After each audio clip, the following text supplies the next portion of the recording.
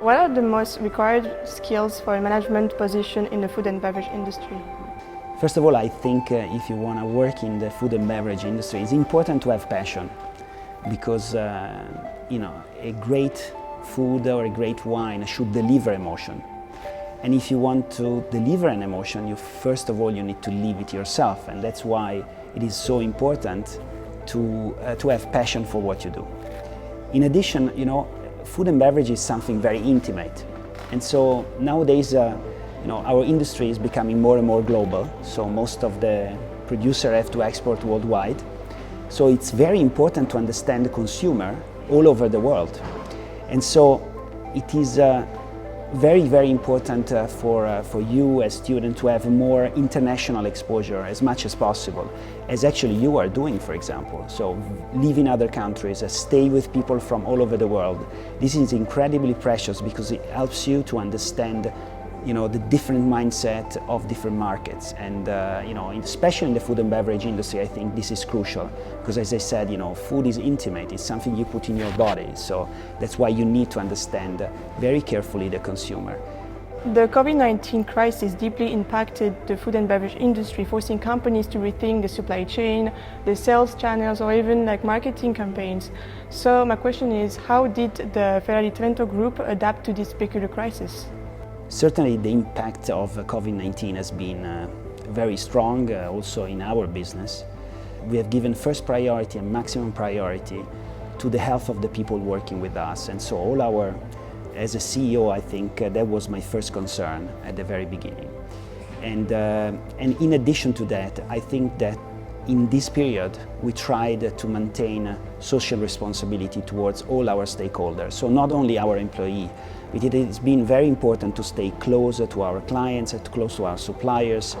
For example, I'm proud to say that we never stopped paying our suppliers, even if our clients were not paying us in certain period. So maintaining a strong social responsibility is something we're very proud of in this period. Concerning the marketing and sales strategy, obviously all the consumption shifted. We are a company that has been always very focused also on on-premise HoReCa sector, so hotel, bars and restaurants. This market was shut down, so we had to focus more and more on consumption at home. And we tried also to focus more obviously on digital e-commerce, on retailers, and we tried also to adapt our communication strategy to a more intimate consumption. Ferrari's Trento DOC is a sparkling wine. It's about conviviality. During COVID-19, conviviality was completely shut down. So it was more of an intimate consumption of somebody, perhaps a couple or even a single, that was perhaps wanted to enjoy, to have a moment of pleasure at home. So we adapt all our communication to that concept. Which daily elements of your role as a CEO and a president do you most enjoy or dislike? I think I'm very lucky because what I do is a wonderful job. I follow my bubbles, I would say, and my wines all throughout the world. Nowadays, not as much as in the past, obviously, because we don't travel too much. But I had the chance to meet amazing people all over the world, bringing and promoting my wines. And this, I think, it's incredibly interesting and very fascinating. I'm also very proud and to say that promoting Ferrari for me is also a way to promote my country. So, because Ferrari wants to be an ambassador of the Italian art of living and Italian lifestyle, and also is a way to communicate my land, which is Trentino. And so this is nice and beautiful for me because it's something that fills my heart and of which I'm very proud. What I don't like instead is probably when in my work as a CEO I have to put a lot of signature and doing a lot of bureaucracy. This is part of the job, obviously with the responsibility of being the legal representative of the company. But it's also, I have to say that I'm lucky also because there is a lot of creative part in what I do. Yesterday I was in an off-site where with all the team, we were working on a new project.